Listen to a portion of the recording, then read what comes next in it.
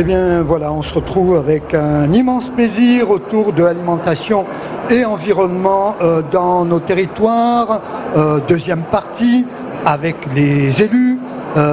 Et là, nous avons d'un côté les Hauts-de-France avec Isabelle Kerkhoff, qui est vice-présidente de la communauté urbaine de Dunkerque, maire déléguée de la commune de Coudekerque Village. Merci Isabelle. Et puis nous avons l'Occitanie, le Sud, avec Vincent Labarthe. Vous êtes Vincent, vice-président de la région Occitanie, délégué à l'agriculture et à l'enseignement agricole, président du Grand FIJAC. Merci à tous les deux d'être venus si loin pour nous rejoindre sur le stand B24 Village Semences Hall 2. C'est ici que ça se passe et nulle part ailleurs. Ma première question s'adresse à vous deux. Les collectivités territoriales se saisissent de plus en plus des questions alimentaires. Quels sont, selon vous, vos champs d'action et vos devoirs? Alors, honneur aux dames, si vous le voulez bien, Vincent. Isabelle Kerkhoff. Oui, Alain. Oui.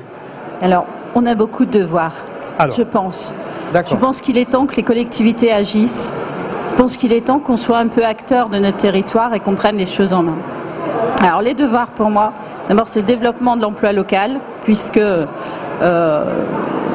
prendre en main la politique alimentaire, c'est aussi un endroit créateur d'emplois. Donc, ça fait partie des champs de compétences des communautés urbaines. Donc, il y a le développement d'emploi local.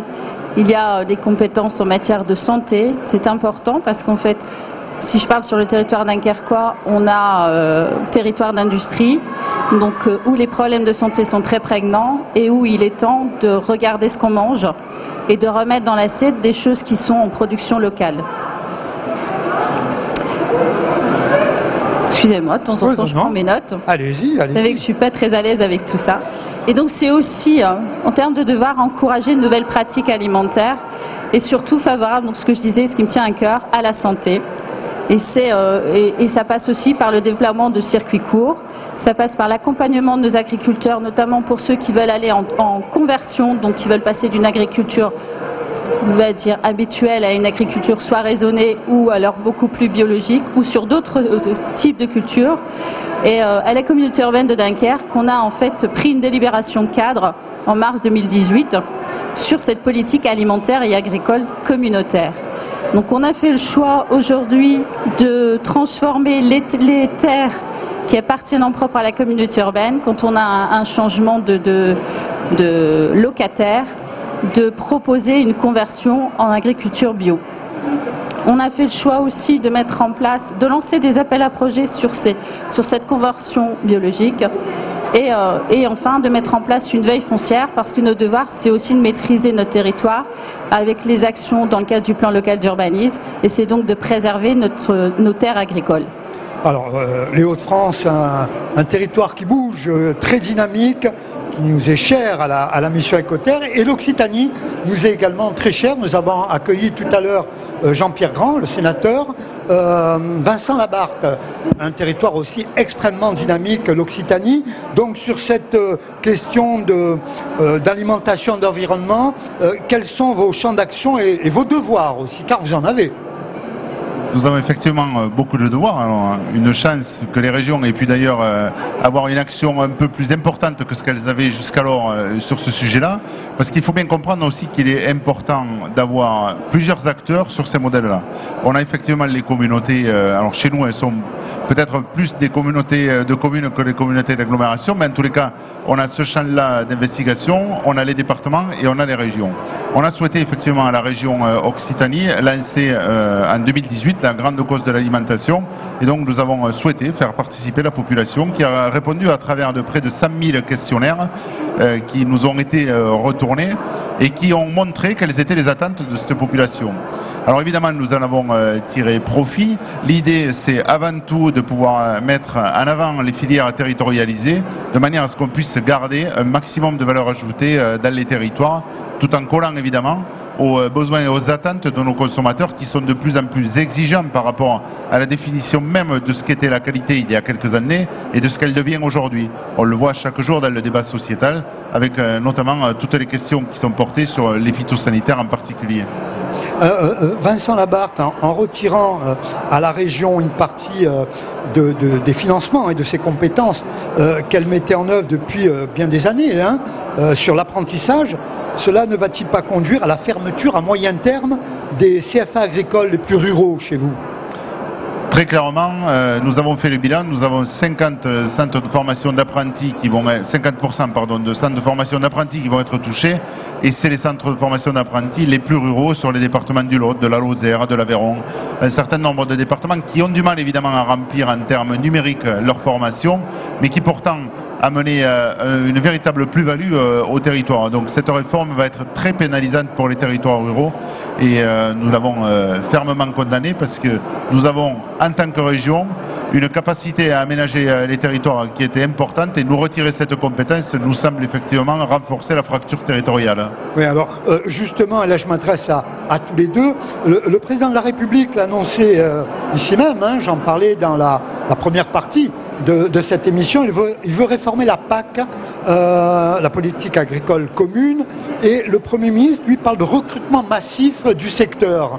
Quel est votre point de vue sur ces deux points de vue ? Alors la PAC, évidemment, c'est les régions ont géré le second pilier. En Occitanie, ça représente 2 milliards d'euros sur 5 ans.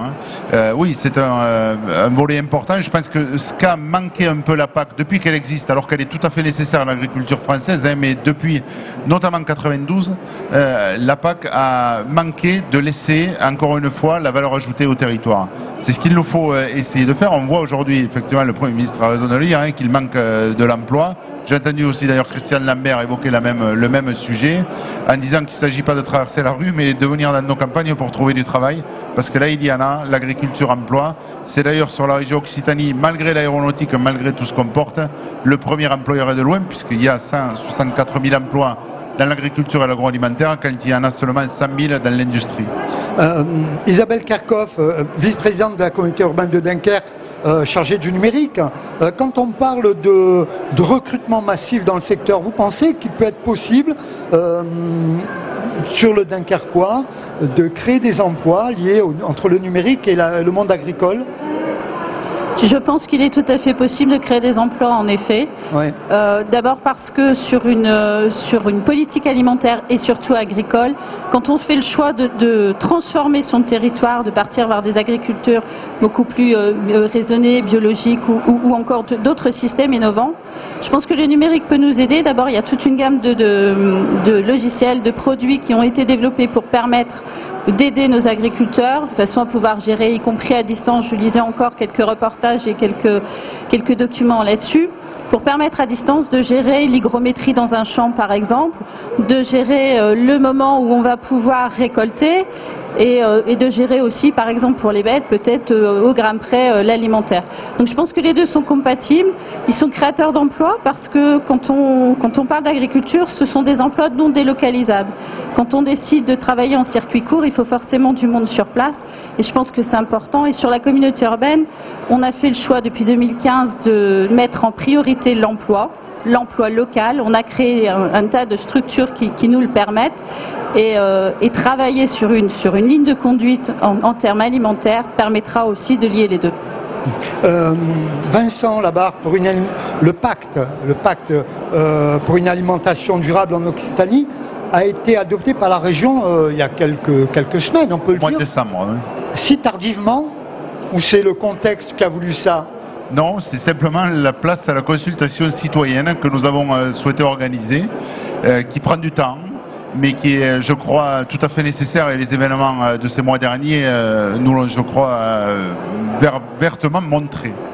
Voilà, donc vous voyez, le Nord, le Sud, les Hauts-de-France, l'Occitanie, ça bouge sur nos territoires en termes d'agriculture, d'alimentation, d'innovation, de biodiversité.